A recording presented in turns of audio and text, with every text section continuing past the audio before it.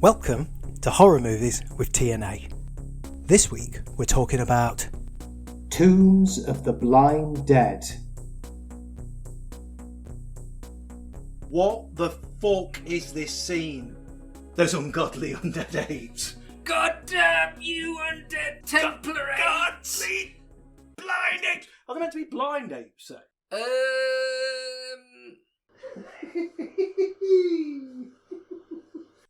Testing, 1, 2, 3. Oh, 10 pages. Well, interestingly, I'll say that, don't I? And it never is. After I watched the cut one, very, very little happens in the film. Actually, when I watched the uncut one, there's more to talk about, probably. So, did you watch all... I watched the English one, or the US version, whichever. Which is called The Blind Dead. Yeah. And then I watched the Spanish uncut full one. And there's about 20 minutes difference, isn't there? I think one's 122 and the other one's 142, something like that. And roughly. they've moved around the... and they've moved it around, the flashback. yes. Which I don't mind it being at the start, actually. Yeah, the kind of the Temple of Blood ritual bit got moved to the beginning of the film. But we could talk about the edits and the cuts later on, I suppose. But the version I wrote my notes on was the Spanish full one. So, this is interesting. You'll definitely cut this out.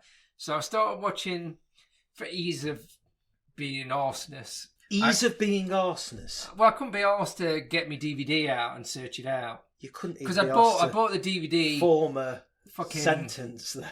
Well, how many years ago?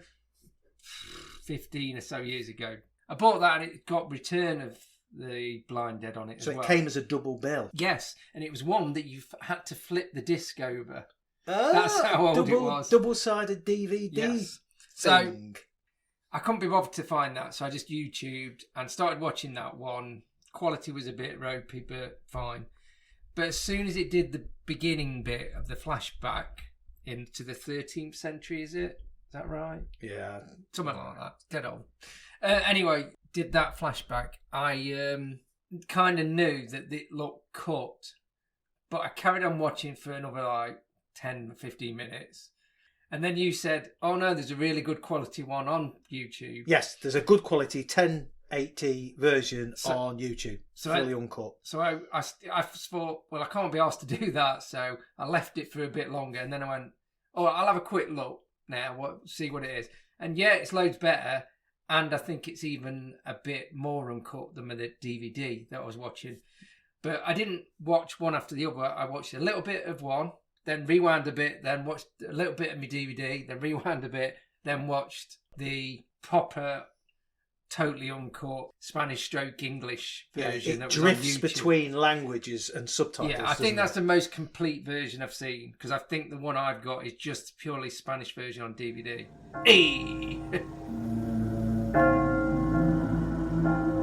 A Spanish-Portuguese production, Tombs of the Blind Dead, 1972.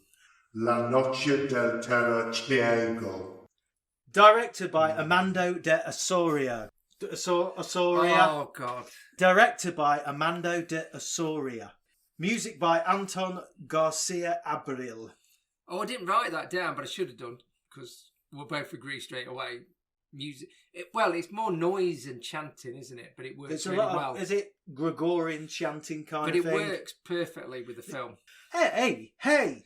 You're trying to do Spanish again. Obviously, Armando de Osorio did the other Blind Dead film. So we've got Ghost Galleon, Night of the Seagulls, Return of the Blind Dead.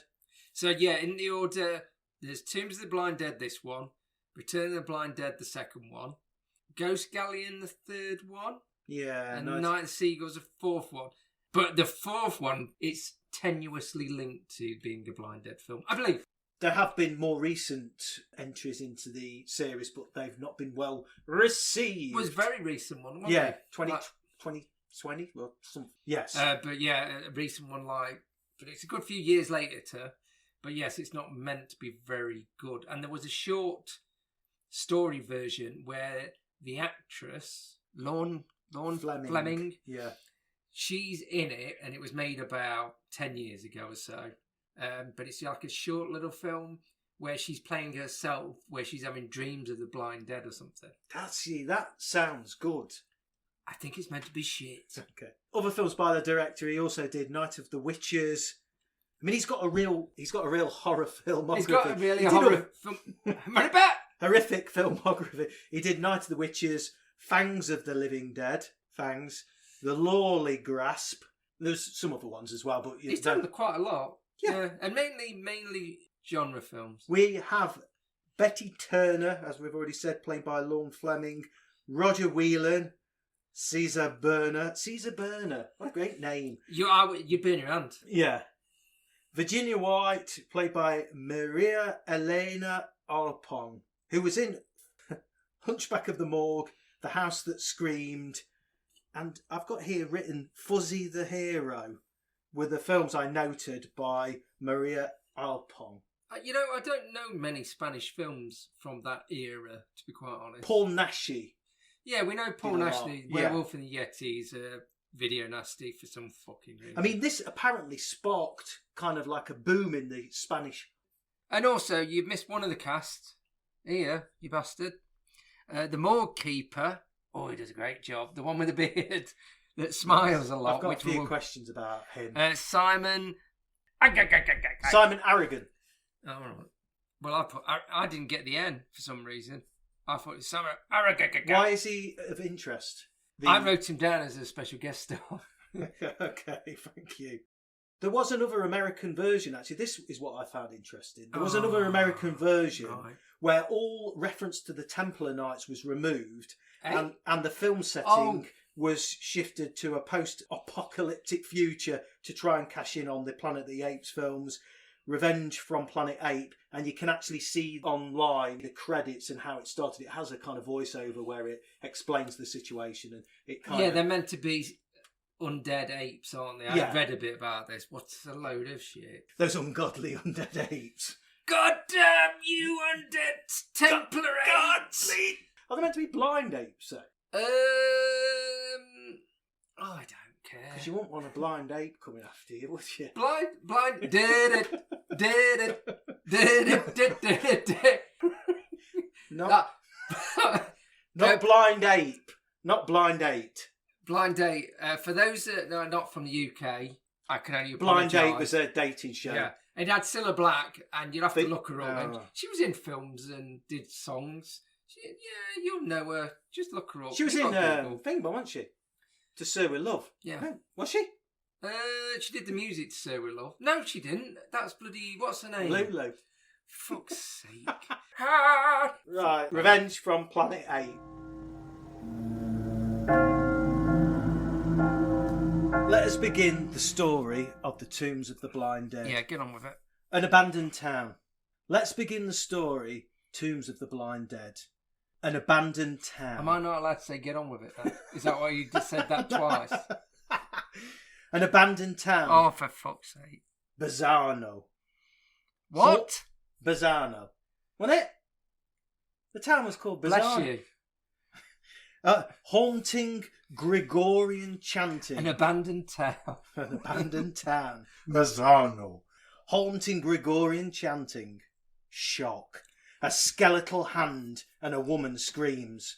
That's the credits. I know that's ace. Well, not because it loops back to the end. No, just because it cuts in. Yeah, because you just go, and it's like the first kind of jumpy scare, and it's weird because you're just watching the titles, and then suddenly a hand comes in, and then she starts screaming her head off. Although you don't realise it's the same woman, but because at the end she's got grey hair. Well, no, that's the shock. Shock. What a load of cobblers. And then we switch to a holiday resort. Roger Whelan and Virginia are vacationing when they meet with Betty Turner. Roger has got the hots for Betty, making Virginia jealous. Although Virginia she's jealous of both of them, I think. Yes. Virginia and Betty had some kind of lesbian fling. We get a flashback later on. Yeah, but you get it straight away when literally within about the first 2 minutes, she goes, "Oh, I taught you something," and she goes, and they look uncomfortable. Yeah, and Virginia goes, yes. "Oh, we know some." So we know that we're going to get that story later on. The only thing I took from the initial conversation was that Betty has a mannequin making shop. But Roger then invites Betty on their train journey and camping trip. I mean, basically, Roger wants to fuck everything in this film. Roger does. I mean, he tries to get it on with everybody. I'm surprised he doesn't try and hump one of the Templars. I wrote here, chocolate tan, he'd fuck your gran. The Templars would probably have it as well. They've got very tiny skeleton hands to be grasping Yes. your old plonker donker. They go bobbing along as well. They agree to meet Betty the next day for the train journey. They hop on board the train. Roger and Betty... Is it a proper old chuff-chuff chain as well? Yes. I believe that's the technical term. Choo-choo. Life Often heard goes that. by when you're the driver of a train. They hop on board a train. Roger and Betty flirt, and Virginia becomes upset. And we learn that Betty and Virginia were romantically involved with a flash not back because they both look exactly the same fucking Yeah, they're age. meant to be. Yeah, it flashes back. It's the tamest lesbian scene you'll ever see. It is a terrible scene. The only bit I liked was that the smoke of the train and the chuff of the train still plays in the background. So you can hear it in the background. It gets louder towards the end, and then there is a puff of smoke. Yes, sort of to link it back to them being on the train and their passion heating up. It might just be the flames coming out. The chuffs. Their loins. Chuffs. They're chuffs. Roger also catches them hugging, so now he kind of knows about their past as well. Yeah, and he's got a proper stonk on from it. He really has got a filthy stonk on. Filthy! Virginia's upset anyway. She even asks the ticket collector, who we kind of meet briefly, to stop the train so she can leave. And he says they can't because of regulations, actually. Health and safety, good man. But then Maria Arpon as Virginia goes all Jackie Chan and she fucking jumps off the moving train as well. Well, yeah, but it's the slowest moving. It's quite a drop, though. I was quite impressed. Well, and also the stunt lady, and later on, when she gets pulled off the horse as well. Yeah. She chucks herself around. Yeah, well, I did say, Jesus Christ, if you go under one of them hoofs, right in your chuff.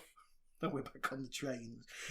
She wanders for what seems like a fucking age into Berzano and sets up camp. She's wandering around for 5 or 6 minutes. I know, I love it because there's no music, no noise, just quite quiet. She's wandering around. The resting place of the nights, the little graveyard, I thought looked quite good as well. She sets up camp, builds a fire and settles for the night. Shot of her with her arse out, shot through the campfire is great, beautifully shot. I mean, I thought it was quite unexpected you being able to see her arse through the fire. I don't like the jazz music she puts on her little handheld radio as well. It's all over the shop, isn't it? Yeah, well, it's jazz for you, isn't it? Oh, bad. Smoke. Oh, now it gets dark. Smoke. Gravestones start to move and stir like the undead buried beneath. 25 minutes in, and this is the first time we get to see the blind dead. They look very, very good, especially these slow-mo shots when they're on horseback, I thought.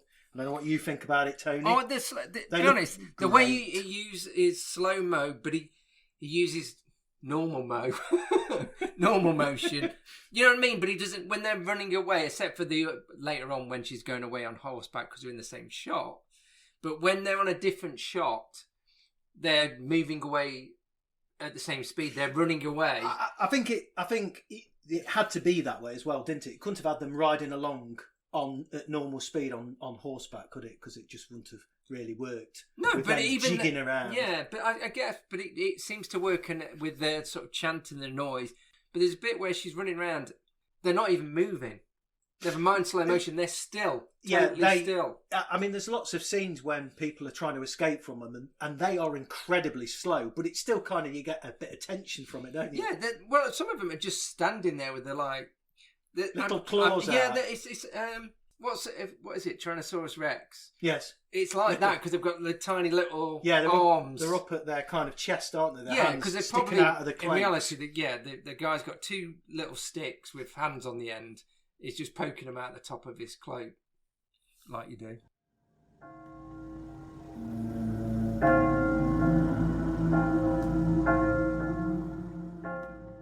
Where are we in the story, Adam Roberts? Virginia hears something and she gets dressed and goes to investigate. And I highlighted, these guys are slow.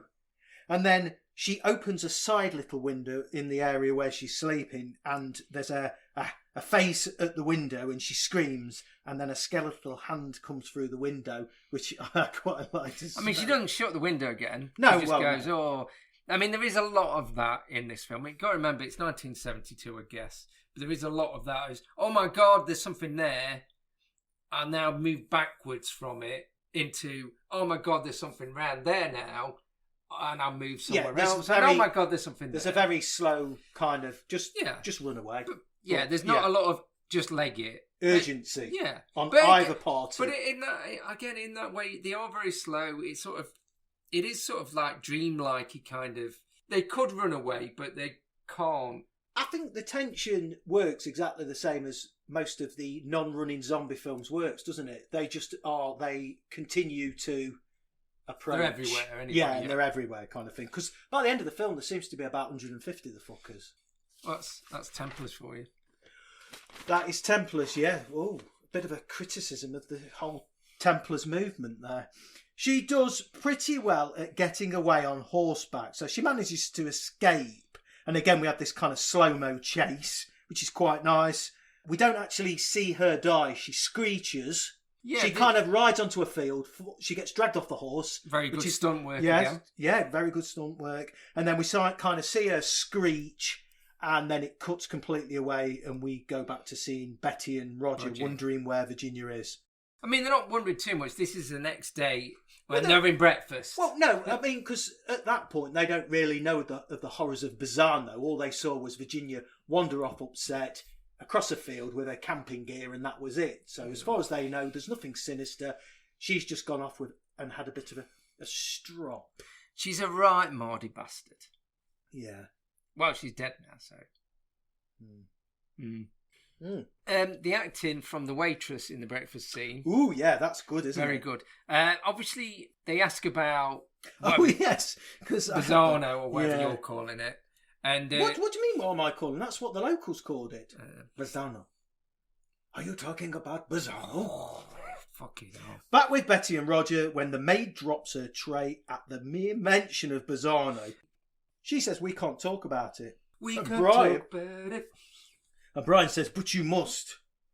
And she says, I don't want to lose my job. I mean, I'm not sure why she'd lose her job just talking about it. But the script and the acting is A star. Roger says, I don't give a shit about superstition. Anyway, they hire some horses to go and investigate the Everyone's got a horse. Actually, you know, where'd she get a horse from? Did she nick it off one of the Templars? Yes, she jumped. Well, you think the horse would be on their side? You know what I mean? It was parked outside, and she climbs over the top of the building and drops down onto it conveniently. Like in a Western. Yes. Yeah! Thank you. Virginia's body's now been found. The train driver spots it as the train passes her in the field, and she's covered in bites because the Knights were having a little nibble, weren't they? Absolutely noshing off on her. Yes, they were. Thank you for that. Mm-hmm. Thank you. Brian and Betty show up at Berzano. They discover the burial ground of the Knights, and the horses that they arrived on get spooked and run off. I don't know, it's very strange. Betty, there's some writing on it. Oh, it's an... And Betty says, oh, it's an archaic script of some sort. How the fuck does she know all this? And then Brian says, if my Latin doesn't fail me. And he starts reciting the Latin off the grave. Some fuckers used to do Latin at school just because we... ignorant bastards. I did write the Latin down, but I never bothered to translate it. You're going to try and read it out? I think it's the Templars are up to no good, trying to start some trouble in Berzano neighbourhood. Yeah, they realise it's the Templars' resting place, and they find Virginia's gear and shoe, so they know that she's, something sinister's happened. We're still at Berzano, and then suddenly an inspector, Oliveira, turns up. I know, when he puts his little hand round it, so you're meant to think, oh, the Templars. Oh, yeah, he suddenly appears out of the darkness. I mean, it's done all right, and you do think, oh, the Templars come in. But he hasn't got a tiny spindly hand like the Templars, though. So. No, he's got a fully formed human hand. And then they are questioned by the inspector, and he informs them of Virginia's death. What the fuck is this scene when they go to identify the body? Yay! So why... I've got some questions here. Come on, Simon. Aragorn, why is the fucking light swinging like they're on a boat? Roger jumped up and nutted it, because he can. Why is the coroner's weirdo assistant, Aragorn, grinning as For he... ages before he opens a blank.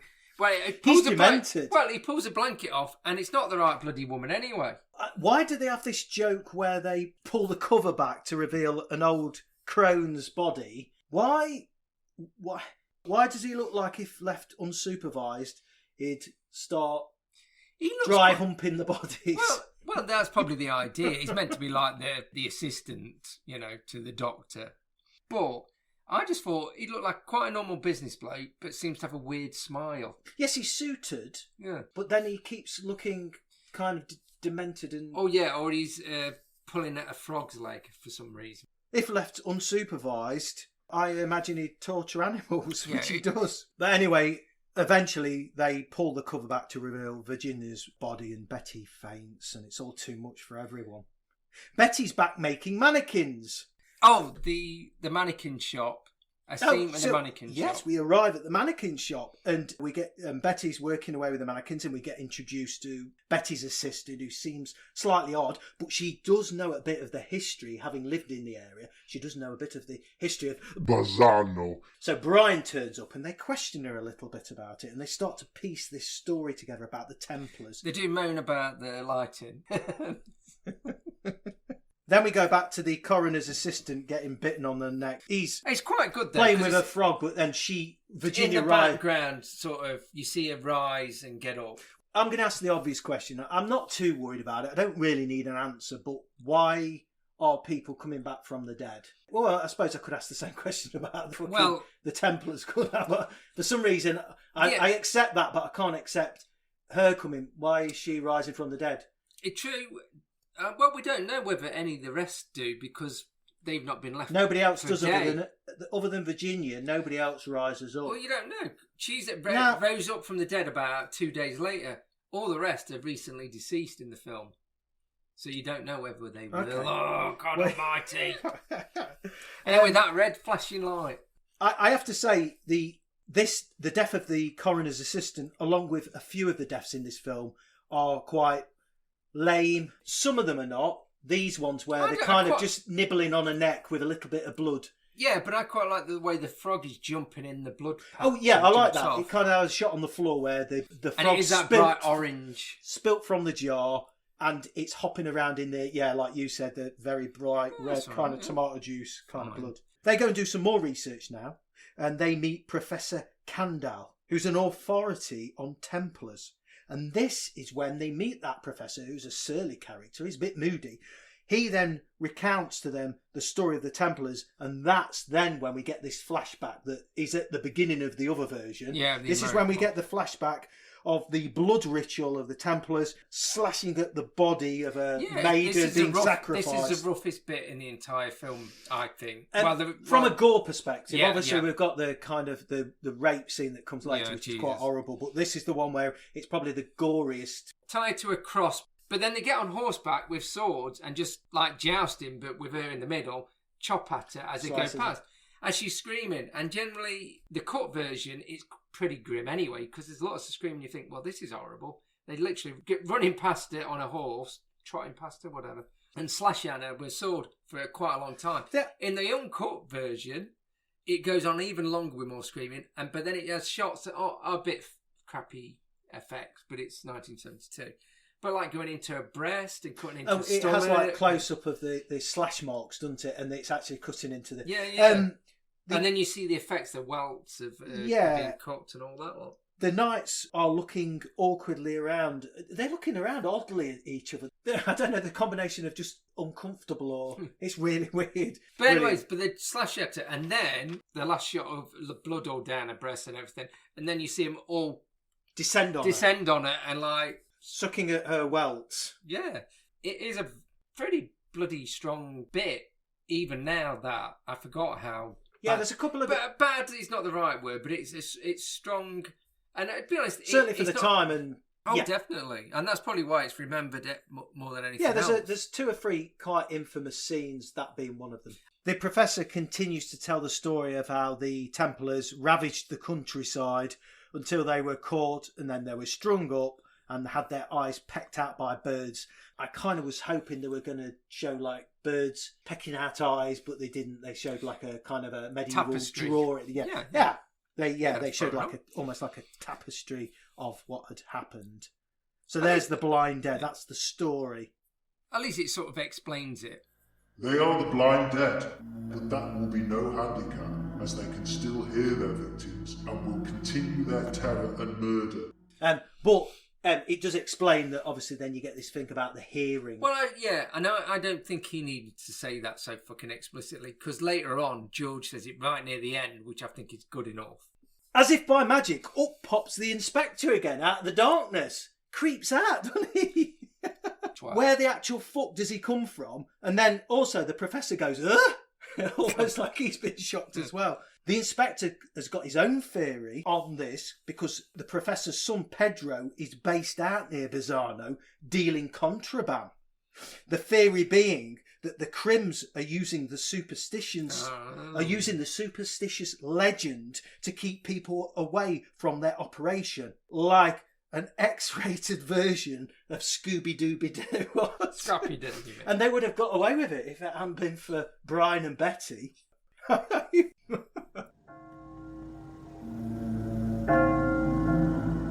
Betty's assistant gets it next. We're about 63 minutes in. We're back with Betty's... Yeah, I know, precise, isn't it? Back with Betty's assistant in the mannequin shop. So I think we agree this is quite a good scene. Well, it's the best scene. So they've got this red light, so it's all aesthetically... Kind of red flashing light, It's very Guillermo. Yeah, it is, yeah. So there's mannequins sort of going into a V down this tunnel to try and visualise it. Or pictureise it. I made that up. Pictureise it. I like pictureise. Yeah, pictureise it. Red lights flashing on and off. It's getting dark. Nina's working late. And then, well, it's not a big shock, but then Virginia's dead corpse with like... I hate them dead corpses. Pictureise it. She's wrapped in bandages. Oh, yeah, sorry, yeah. So she looms out of the darkness with the red light and then starts going out to Nina very slowly. Again, she's slowly approaching. There's a bit of wrestling. There's tension. Yeah. So, but then she's sort of slowly chasing around and then she hides at one point. And what gives it away? What does she do? I forget now. What does Nina do to give herself away? Anyway, so, but I'm not really picturising it very well for you, but I think it's a really good scene. Aesthetically, it's a good scene. I'm describing it fucking terribly. I think the only bit... She sets her on fire anyway at the end, which is, an old-fashioned effect where they've obviously superimposed flames. Yeah, I loved it. I really liked it. I think my only criticism is I thought they could have made the use of Virginia being almost like a mannequin. They could have done a shock with using the kind of a mannequin and then Virginia. Well, there's a bit where it's kind of meant to. It's just in the background, but she kind of appears. Yeah, it's not great. But the rest of it's good. Visualising it, I liked it. Yeah, you picturise that. And she gets burned. Yeah, it knocks over a lamp or something and burns one of the mannequins at first, which confused me because I thought that's a really fake. Yes, I thought that. I thought she was getting burnt, and then it shifted across to Virginia looking scared, and then she did get burnt. Yeah. She got burnt good. Brian and Betty go and meet Pedro, the Professor's son, who for some reason, I didn't really understand this, he's like a crim, but for some reason he agrees to help them investigate at Berzano. I'm not sure why. And he's knocking around with, now I've got it right, Nina. Yeah, Nina, who seems a bit of a git as well. Brian, Pedro, Betty and Nina have a stakeout at Berzano. Brian and Nina get it on. Well, they have a snog, don't they? When Pedro and Betty wander off, and this is where we have the kind of horrible scene where Yeah, in Pedro the cemetery. I think sexually assaults. it's notorious as well a Betty. little bit. I've read a bit about it. It's before. horrible. It's not very nice to see. I know this was cut massively, and even the uncut kind of version, they still cut a good few seconds out of it. Yeah. And I get it, and I can cut. This is a bit. You should never cut a film anyway, but Yeah, I usually don't like any kind of cuts in a film, but this I could have quite easily it goes not on. ever seen. It goes on. It goes on too long. I mean, there's a wider shot where it pulls back, and it's more appropriate. It's still horrible, and she's screaming and that, but it seems like it's a bit titillating, which is a problematic bit of it. I think for me, the bit as well. I mean, by the way, I'm not finding it titillating before you say No, anything. no. But It's you know what I mean? almost The like way it's it's made in done. that way. Yeah. I think for me as well, there was no payoff because his death, again, it's one of those really lame deaths where at least they could have pulled into fucking bits. Well, yes. Yeah. So a rape happens. It's horrible. It shouldn't really have been in. And the best payoff would have been Pedro to get absolutely fucking destroyed after that. And they just surround him, and it's one of those. Because I mean, anyway, but bells ring out. The blind dead turn up. They surround Pedro because Betty's escaped, kind of all dishevelled, and her clothes are ripped and things like that. And then they descend upon him, and you're kind of hoping they'll pull him to bits, and they don't. They surround him, and he's killed. Yeah, and I just said. Cemetery rape is rough, Jesus Christ. Problematic. And I said inserted for no good reason. To be honest, other than introducing more people, these two extra characters, There's other than introducing more people who can get killed, they're completely pointless. Too much. There's too much. They should have bit his plonker off. His ball on the end of a skeletal hand. Like Tiny that. skeletal hand going, you twat. Slow-mo, blind dead on horseback for a bit again. Then we have the fight between Betty and Nina. Betty's escaped from Pedro. Roger goes out to investigate. And then blind dead descend on Roger as he's trying to get back in the building. And he gets his arm chopped off, which I thought was okay. I quite like that. It's not bad. Yeah, Betty's trying to let Brian into the barricaded building. Nina's not so keen. So Betty and Nina have this fight that goes on far too long. Eventually, they let Brian in, who stumbles in, and all the blind dead follow them in. Yeah. And that's it. Well, yeah, and then Nina gets chomped. But I did rewind it a bit as well. So you can tell the one that's near her sort of face obviously is like a glove puppet. Oh, I blind like that. dead. You know, you can tell because he's like going nom nom nom on the side of her face. So rather than it being an actual person biting, it's obviously, we'll put a soft glove puppet and just keep pushing it into your face. They Going, not chomp, just chomp, chomp. why did they need to? Anyway, I don't know. It's quite funny. Yeah, I like it. It's at this point, just before Brian dies from having his arm cut off, blood loss maybe. Yeah. He whispers to Betty in his final breath about. Yeah, well, it says, "Don't speak; they won't hear you." Oh, Daddy, I'm dead. Brian dies. Nina gets it from a glove puppet, and Betty runs out. And there's a lot of running and them not moving. Generally, they're almost like statues at certain points where she's just going, ah, ah. Obviously, he says, "Be quiet, cheeky, and they Oh, won't yes, find yeah. you." So she immediately goes silent, but her heartbeat is loud. Yeah. The music and everything stops, and you just hear, and the camera even Which is really sort of good. moves in and out, doesn't it? Which I liked. But she escapes, and then silently she weaves her way through the blind dead to get away. I like that.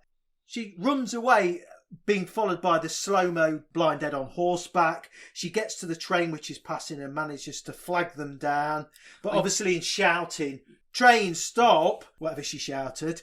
Obviously the blind dead then listen and hear her, and they give chase. So when the train driver's son jumps off the train to drag her aboard, she falls down a little embankment, and for some reason she's lost all use of her legs, and he has to kind of drag her on board, which is a bit annoying. I guess that's meant to like drag build it out. the tension. Yeah, they're oh shit, they're coming. But God, that is annoying. By the time he's dragged her on board the train, the blind dead have arrived. So Betty climbs on top of the coal hopper car and almost hides away. But anyway, so the knights hack their way through the passenger carriage. I put the film's most infamous scene, because I think this one was talked about quite a lot, where a woman is killed in front of her child, and it's almost like blood is poured on the child's face. But you don't. I mean, that sounds horrible, and the way it's done is even worse, because it focuses on the kid. You can't see the lady. You just see that little Skeletor hand. Skeleton hand. E-Man. You see just that, but you only focus on the child, and then you just they're just blood all going onto this child's face as she's like not looking too happy and crying, seeing her mother getting chomped to pieces above her, which is bad enough. And I'd forgot all about this, which is it goes back to the child, doesn't it? Yeah, you think, well, that's pretty bad. They won't show any more of that. They do. The child's still there, sort of hugging a mum, covered in blood still, and you can see the heads of them eating or biting her mum around her. For some reason, they're not concentrating on the kid. And actually, for some reason, one of the knights seems to like pat her on the back. Almost. Yeah. I don't know. It's meant to just show that they're there, but in other words, they're still eating her mum while she's just there, still crying. Yeah, it's quite grim. When the train arrives at the station, the gruesome scene is discovered with more people trying to board the train. So, and then Betty has escaped, but seems to have turned grey and aged dramatically. But it's her, and we get that same scene of her screaming that we got at the beginning. So it kind of goes straight full circle. Titles, yeah. Which again, it was good. Yeah. Yeah, they scream, and obviously, and then what it does, because it doesn't even stop there, it zooms out onto a still photograph. Yes, which is with loads more screams. Yeah, it's just a still shot of the train with the soundtrack playing out of them screaming. Yeah, which is I quite like. I forgot how good the ending was. Well, is that it? That's the end, isn't it? Yeah, the still of the train. Oh, the still of the train. Credits roll. Great stuff. I don't know. The credits don't roll. It just goes thin.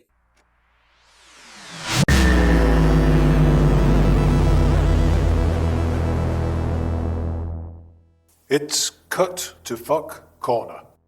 Yeah. Right, cut to absolute fuck. Let's talk about the cuts first. So obviously, as we've already mentioned, one version, 1 hour 22:55. The Spanish version, 1:40:43. So it's quite a substantial difference. Yeah.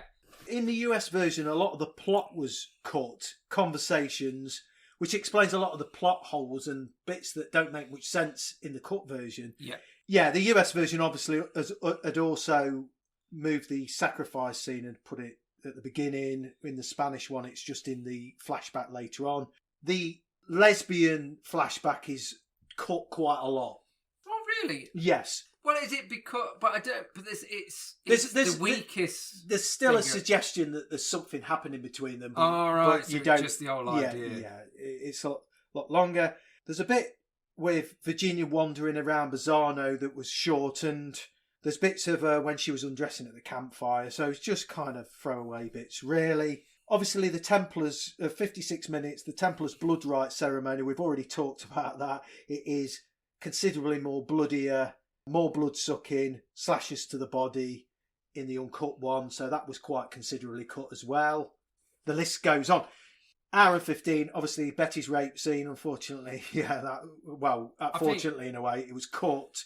But when I watched the cut version, it didn't make any sense. So where did it cut it on the cut version? It cut all of it? The whole scene was cut out. Which is, you know... So you just see it all teared up. You just see her dressing again. They go and wander out, and then the next scene is her with a ripped shirt. I didn't want to see the scene, but it just felt like there was a big gap in the film. So it was so unnecessary. Yeah. Hour and 24, Roger's arm being lopped off. Unless I missed it in the cut version, I don't think he got his arm cut off. But I might be wrong. You should have left that. I mean, Jesus, it's worse than Jaws. Yeah, agreed. And then the scene where the Templars enter the train and the mother is murdered. Actually, in the cut version, it just shows the Templars open the door to the passenger carriage and they're screaming, and then that's it. The whole bit is cut out again. I mean, that's not a bad ending in a way, though, is it, really? I bought the uncut VHS of this years and years ago. Oh which yeah, I've still I do got. remember. Yeah. And But is it really the uncut bit? from what I remember, most of it's in there. The bit that was mentioned a lot when I was researching to buy it was the scene on the train. Yeah, so I mean, so there's a few key scenes, but then there's just general bits of conversation. But the film does feel awfully disjointed with the way it's been hacked to bits. You've got to remember that's probably about 18, 20 minutes that have been cut out of it. So it does feel... No, I'm glad I stopped watching the cut version. Yeah, it doesn't... I mean, what I'd advise is watch the uncut one, and anything like the rape scene, you can always fast forward through it, would be my recommendation. And that's it for the cuts. So let's review this bad motherfucking boy. Who's going first? 8 out of 10. Because I've always liked it. That's why I bought it, obviously, many years ago. I always like the trailers and the idea. I like slow-moving zombie films anyway. But there's something just creepy. They don't talk. You don't really see the faces a lot. I mean, you know, in a way, explaining them that they were Templars, who gives a shit? They're creepy, hooded, skeleton, goatee beard. Out in the middle things. of nowhere. You stumble upon them. Yeah, and there's not, you know, and even when they explain it, there's not really an explanation of why they're coming back from the dead. It's just like I say, a creepy, dreamlike film. Because the slow motion bits, when people are running away, if you have a nightmare, you can't get away, even though everyone else is moving slow and you're like legging it. That kind of, it sort of recreates that.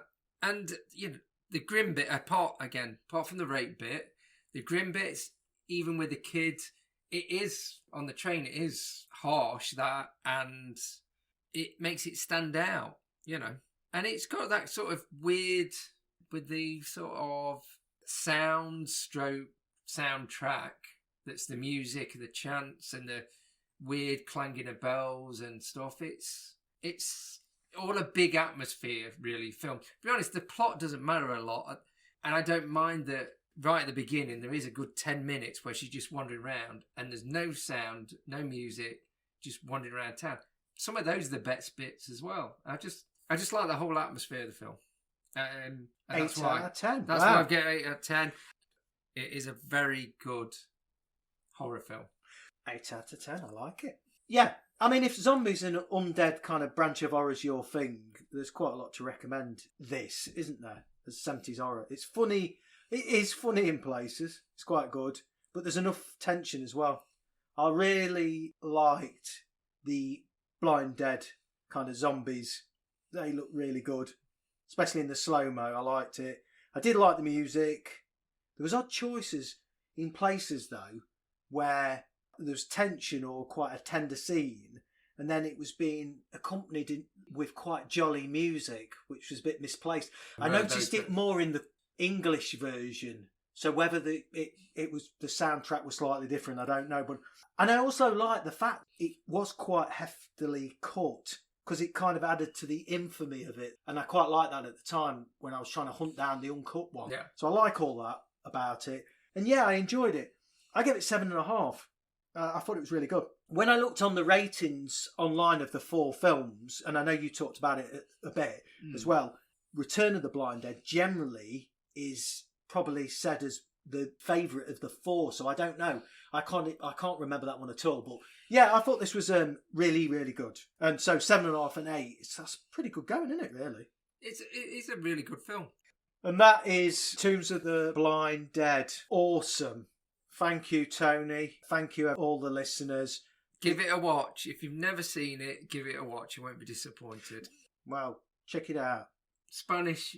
Check this bastard out. Spanish 1970s horror. Oh, ciao. Oh, yeah, bye.